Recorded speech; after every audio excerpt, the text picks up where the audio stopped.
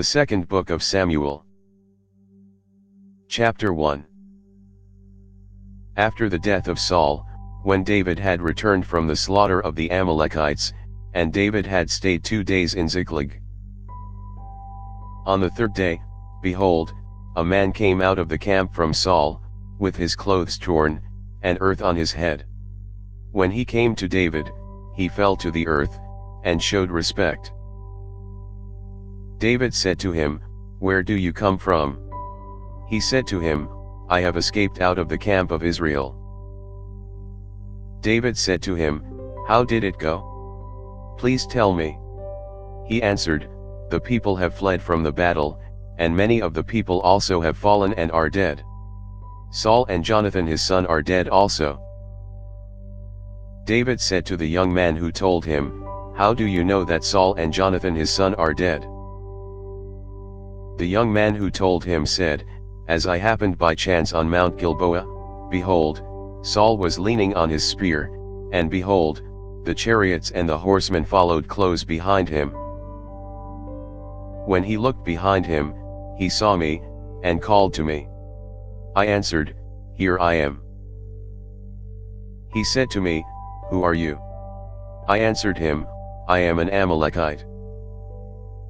He said to me, 'Please stand beside me, and kill me, for anguish has taken hold of me, because my life lingers in me.' So I stood beside him and killed him, because I was sure that he could not live after he had fallen. I took the crown that was on his head and the bracelet that was on his arm, and have brought them here to my lord." Then David took hold on his clothes, and tore them, and all the men who were with him did likewise.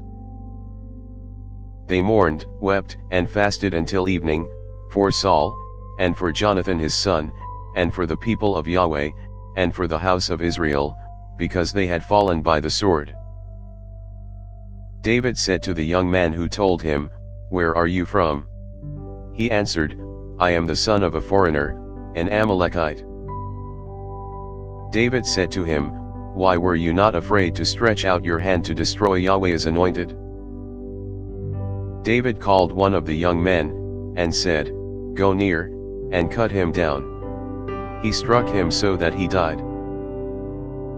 David said to him, "Your blood be on your head, for your mouth has testified against you, saying, 'I have slain Yahweh's anointed.'"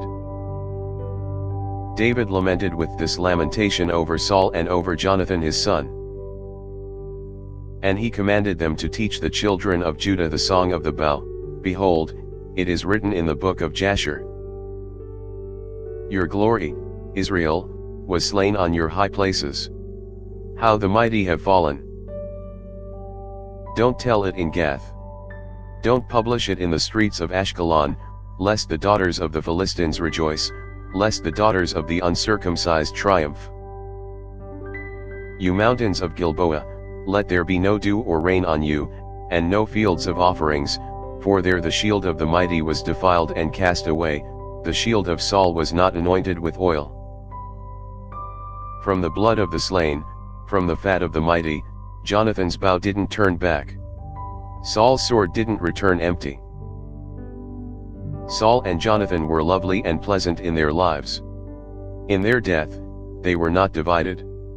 They were swifter than eagles. They were stronger than lions.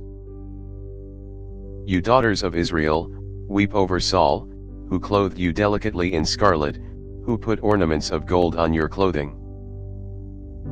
How the mighty have fallen in the middle of the battle. Jonathan was slain on your high places. I am distressed for you, my brother Jonathan. You have been very pleasant to me. Your love to me was wonderful, passing the love of women. How the mighty have fallen, and the weapons of war have perished." Thanks for listening. If you liked our video, give us a thumbs up and subscribe, it really helps.